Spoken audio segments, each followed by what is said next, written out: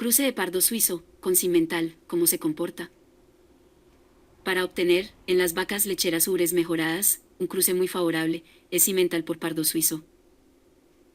El cruce entre diferentes razas bovinas ha sido una práctica muy común, ya que los ganaderos buscan con esta actividad obtener las mejores características de ambas razas utilizadas en el cruce, con el objetivo que beneficien al hato ganadero.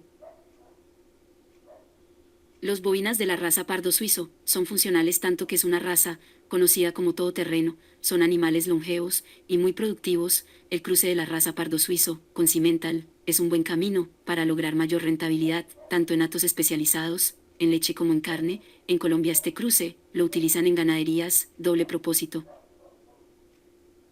En Europa la raza cimental la utilizan en ganaderías especializadas en producción de leche. La raza cimental posee excelentes cualidades, tanto cárnicas como lecheras, posee rápida ganancia de peso. En cruces con razas especializadas en leche, la cimental aporta cualidades en los aplomos, buena rusticidad y buen tamaño. En resumen, la raza cimental es fuerte, por eso se convierte en una excelente opción para cruzarla con la raza pardo suizo.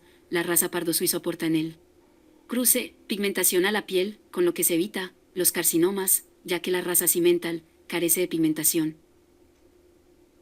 Otro gran aspecto que se mejora en este cruce es la pezuña, ya que la cimental posee pezuña blanca, que según los ganaderos expertos es muy complicada de manejar. La pezuña blanca presenta muchos problemas, mayormente en climas húmedos. La raza pardo suizo mejora este aspecto ya que aporta pigmento en la pezuña. Otro gran beneficio que se obtiene son las ubres que se producen en este cruce. Esto es debido a que la ure de la raza pardo suizo, por ser una raza lechera por excelencia, son mejores que las ubres de la raza cimental, por lo que se mejora el sistema mamario de las vacas, resultado del cruce, y se demuestra en las bondades lecheras obtenidas en los cruces.